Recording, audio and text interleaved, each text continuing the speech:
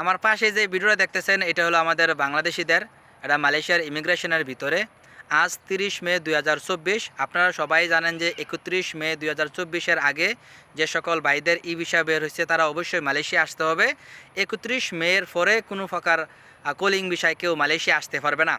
এখনও পর্যন্ত তারা এই সময় দেয় নাই। আজ 30 মে আমি ভিডিওটা বানাইতেছি, 30 মে 2024।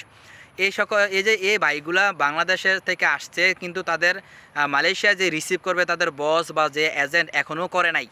আমাদের বাংলাদেশের যে এজেন্সিগুলো আছে তারা শুধু বিমান দিয়ে শুধু মালয়েশিয়ায় ফাটাইতেছে, শুধু মালয়েশিয়ায় ফাটাইতেছে যে মালয়েশিয়া যাও। এখন যে এই মালয়েশিয়ায় ফাটাইতেছে তাদের যে রিসিভ করে তাদের যে কোম্পানিতে নিব, তাদের যে এজেন্ট বা সাপ্লায়ার, এগুলা কে? এবার কে বা কারা? হাজার হাজার প্রবাসী দেখেন, হাজার হাজার প্রবাসী মালয়েশিয়ার ইমিগ্রেশনে বসে রয়েছে। কেউ খানা খাইছে, কেউ খানা খায় নাই, কেউ পরিবারের সাথেও যোগাযোগ করে নাই। কয়জনের সাথে বা টাকা আছে, কয়জনের সাথে বা মোবাইলের এমবি আছে, বা কয়জনেই বা ওয়াইফাই বুঝে। এইগুলো আমাদের বাংলাদেশের প্রবাসীগুলা। এই দায়ভার কি আমাদের বাংলাদেশ সরকার নিব না?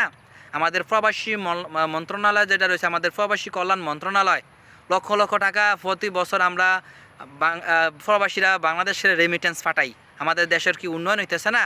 এই সকল ভাইদের যে মালয়েশিয়ায় পাঠাইছে তাদের যে এখনও পর্যন্ত রিসিভই করে নাই, বা রিসিভ করার পর মালয়েশিয়া যে তারা কাজ পাইব এটারও কোনো গ্যারান্টি নাই। মালয়েশিয়া আমারে যারা ফলো করতেছেন আপনারা অনেকে জানেন যে মালয়েশিয়া হাজার হাজার বাংলাদেশি আছে যারা কিনা এখনও পর্যন্ত কোনো প্রকার কাজে নাই। বৈধ অবস্থায় কলিং বিষয় আসছে মালয়েশিয়ায় 5 মাস, 3 মাস, 4 মাস, যাদের কোনো কাজ নাই। ঠিক আছে, কোম্পানি আছে, ভিসা লাগাই দিছে যে হ্যাঁ তুই বাইরে যায় কাজ করো। বাইরে কাজ করবো কোথায়? সে ভাষা বুঝে, সে পথ চিনে, সে কারো চিনে, তার কোনো আত্মীয় স্বজন আছে? যাদের হাত দেখা গেছে 100 জনের ভিতরে 5 জনের আত্মীয় স্বজন আছে, 5 জন গেছে, বাকি 95 জন। তো এই বাইকগুলা যে মালয়েশিয়া ফাটাইছে আমাদের রিক্রুটিং এজেন্সিগুলা, আপনাদের কি একটা দায়িত্ববোধ নাই? এই লোকগুলার কোথায় যাইব? মালয়েশিয়ার যে ইমিগ্রেশনে শুধু কি আমাদের বাংলাদেশি আসে?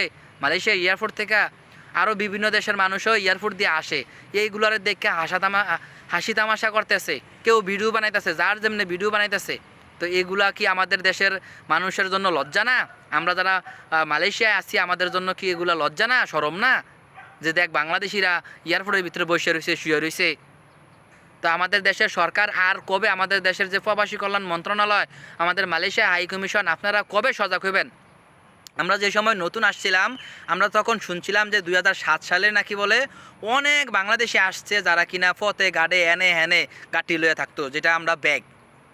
তো আমি তো দেখি এই 2024 সালে আইসা সেরা আমাদের এই বাংলাদেশিদের আবার এই অবস্থা হয়েছে। আর মাত্র একদিন সময় আছে মালয়েশিয়া ফাটানোর জন্য লোক।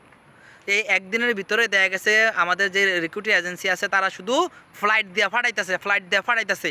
তারা যে রিসিভ করব, তারা যে গ্রহণ করব, নিয়ে যে সাইডে ডাইল ভাত খাওয়ার জন্য সুযোগ দিব, এই লোক টাকাটা। অনেকে জানেন হাজার হাজার মালয়েশিয়ান প্রবাসী কাজ নাই, বৈধ অবস্থা আইছে, ভিসা আছে, পারমিট আছে। আর এই সকল বাইকগুলা মালয়েশিয়া আসার পর কাজ পাইব কি এরকম গ্যারান্টি আছে?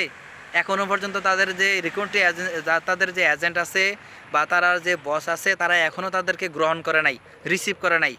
ইমিগ্রেশন পাস করলে না তারা যাইতে পারবো। আমার এই ভিডিওটা প্রত্যেকে শেয়ার করবেন, যাতে করে আমাদের বাংলাদেশের যে প্রবাসী কল্যাণ মন্ত্রণালয় রয়েছে এবং আমাদের বাংলাদেশের যে রিক্রুটিং এজেন্সিগুলো আছে এবং নতুন করে যারা মালয়েশিয়ায় প্রবেশ করবে তাদের অভিভাবকের কাছে যাতে ভিডিওটা যায়, এবং আমাদের বাংলাদেশ হাই কমিশন যারা আছে মালয়েশিয়ায় কর্মরত তাদের কাছে যেন যায়। কিন্তু তারা কিন্তু দেখতেছে, দেখাও হয়তো বা না দেখার বান করে রয়েছে। আপনারা প্রত্যেকে ভিডিও শেয়ার করবেন, এবং আপনাদের আত্মীয় স্বজন যদি মালয়েশিয়ায় এই অবস্থায় ফিরে থাকে তো খোঁজ করে দেখেন যে কী অবস্থা।